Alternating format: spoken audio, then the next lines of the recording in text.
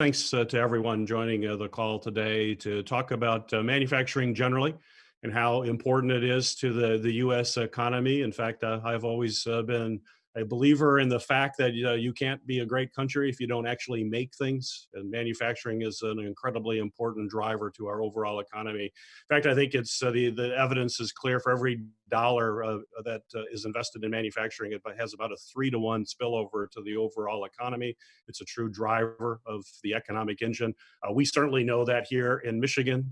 Manufacturing is 20% of our economy, which is a major contribution that we have to continue to strengthen and to expand. And that's why I've introduced legislation that we've been working on some time with manufacturers across the country to draft legislation to make sure that we are able at the federal level to fully support manufacturing in this country. Later, I'm going to be introducing Mike Coast, who is the director of the Michigan Manufacturing Tech Center, someone who I've worked with for many years, and he certainly is focused on helping manufacturers across the state make sure that they have the tools that they need in order to be successful. Then we have Bob Holloway, who is the president of Piston Automotive, a leader in auto supplies, and can speak to uh, what what assistance can be helpful to his company, which is already a successful company here in Michigan, does great work, but obviously concerned about the future and making sure that manufacturing can continue to be vibrant.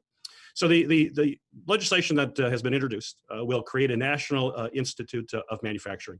It is basically patterned after the National Institute of Health, which is a very successful federal agency that's focused, just as its title says, on health, completely focused on how do we enhance the health and well-being of Americans. The National Institute of Health is highly regarded. It is filled with experts who work with industry throughout the healthcare industry in order to find out where are there gaps. How do we improve the health of Americans? What sort of gaps need to be filled, whether it's with skilled personnel in the industry, whether it is research and development, the long list of items that need to be attacked in order to make sure that we have the most robust healthcare system in the country.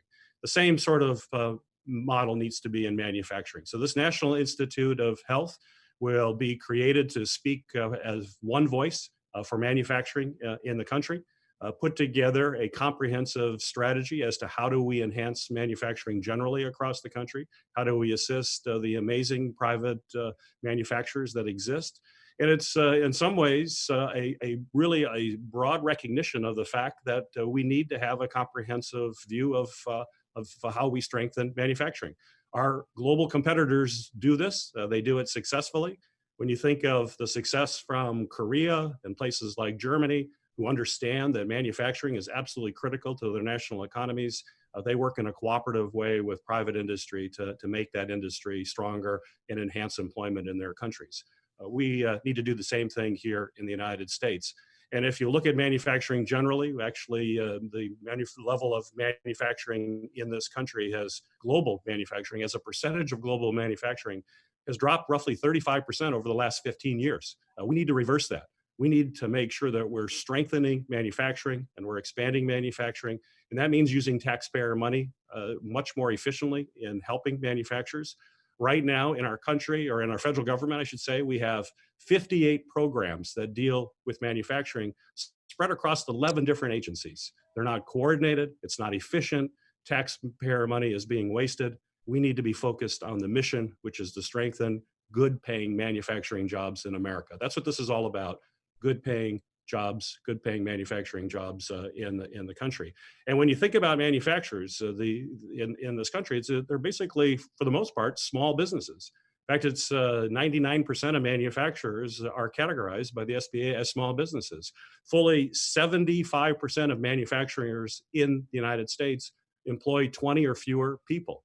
To be able to assist these small companies to be more successful, to hire more people in good paying jobs is the goal of this agency. It'll provide a one-stop hub for those industries to provide feedback to the federal government as to what's working, what's not. It also will be very helpful in terms of regulations. As regulations are put forward by the federal government, we'll have one voice to actually look at those regulations to see if they make sense. if they don't, why they don't make sense. But there needs to be a coordinated place where agencies are looking to promulgate regulations that impact manufacturers. Manufacturers need a voice, and this agency will provide that voice to folks. It'll also create a chief manufacturing officer who will be that voice to the administration and to Congress and talk about where gaps exist in the current system, whether that's a workforce training or research and development, trade policy. Manufacturers need to have a strong voice to help them create good paying jobs. It'll also bring up and kind of reconstitute a national manufacturing council that also brings leading manufacturers together to talk about how we increase manufacturing industry in the United States. So that's a brief overview and get into more details, but that's why I'm sort of really pleased to have two experts when it comes to manufacturing. My co-host, as I mentioned, is in charge of the Michigan Manufacturing Tech Center, someone who I've worked with for many years, and I appreciate his input as well as so many of his members in this legislation. Mike, thank you for being here. Thank you, Senator Peters, for having me on today's call and for leading on this legislation. For over 25 years, the Michigan Manufacturing Technology Center has served Michigan's official manufacturing extension partnership in our state. The MMTC assists small and medium-sized manufacturing companies with technical assistance so that they can compete and grow. We have worked with thousands of Michigan businesses over the years, and so many of them are at the forefront of advanced manufacturing and innovation that will transform how our society operates, which is why the MMTC is focused on Industry 4.0 technologies for small and medium-sized manufacturers. But right now, the process is simply too burdensome for many of our state's businesses on the federal level. What's worse, this will only continue as other global competitors develop manufacturing strategies that help their own manufacturers. That's why I'm glad Senator Peters is putting together a greater spotlight on the need for a stronger national manufacturing policy. Let me say that again, a stronger national manufacturing policy. The National Institute of Manufacturing that he is proposing would put all the federal manufacturing programs under one roof. It would certainly be easier to navigate, and we'd see some improved efficiencies in the federal programming and make our jobs easier in working with businesses through this process.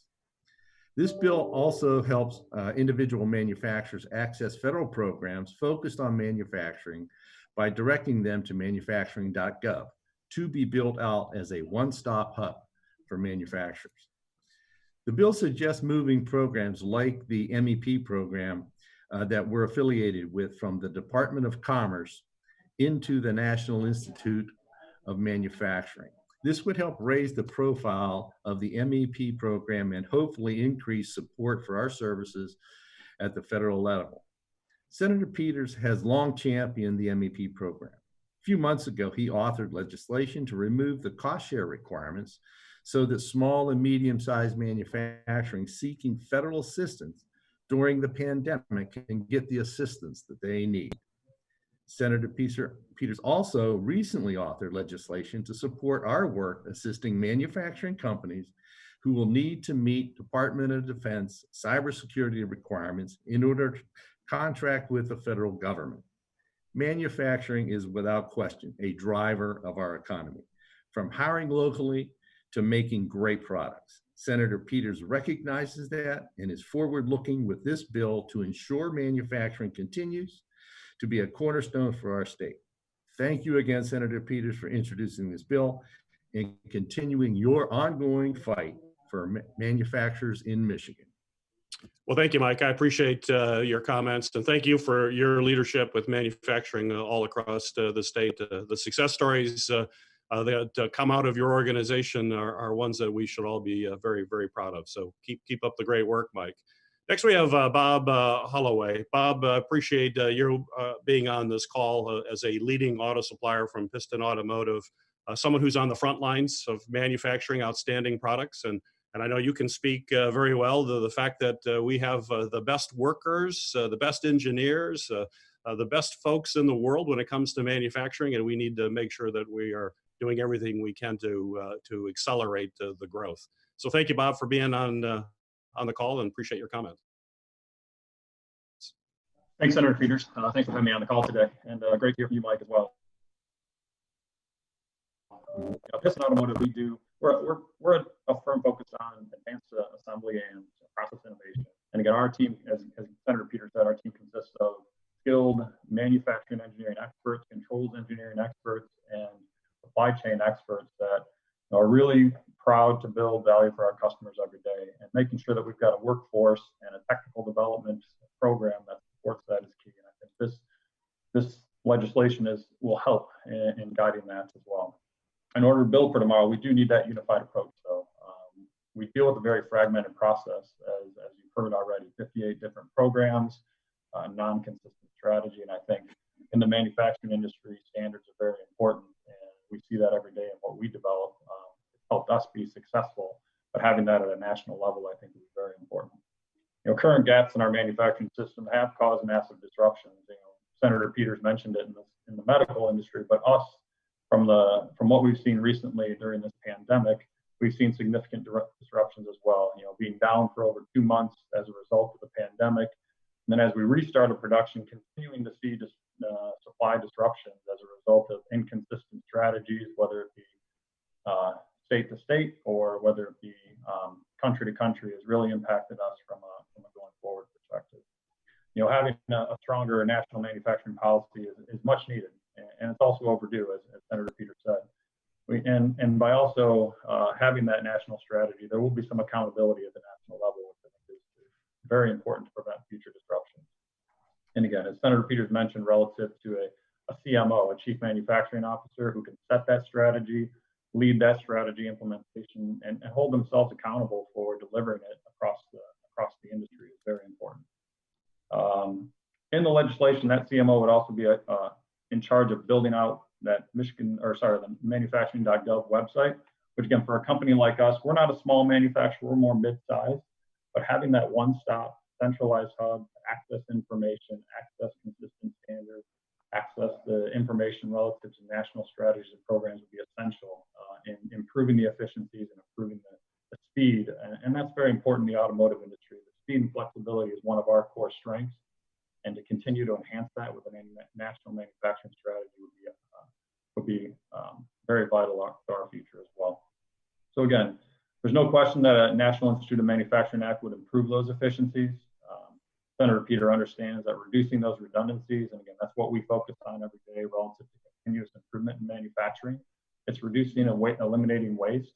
And in reality, that's what this will do. So again, it's much needed support for us as a manufacturer here in the U.S. All of our facilities currently are based here in the U.S. We do ship globally, but having that consistent strategy nationally will be very important going forward. A couple comments about us in Michigan. So we're based in Michigan. We do have facilities throughout the U.S., but a large portion, our corporate headquarters, as well as several of our plants, are here located in Michigan. And manufacturing is a key input or a key output of this economy. So this bill would again ensure that us in Michigan have the necessary voice to make sure that we're going to be successful in competing with the global economy. And again, I guess I'd like to end with just thanking Senator Peters for your hard work on the legislation. Thank you for allowing me to speak for a few minutes today and focusing on what's best for Michigan as well as the manufacturers here in the U.S. Great. Well, thank you, Bob. Thank you for your comments, and we wish you continued success in the years ahead.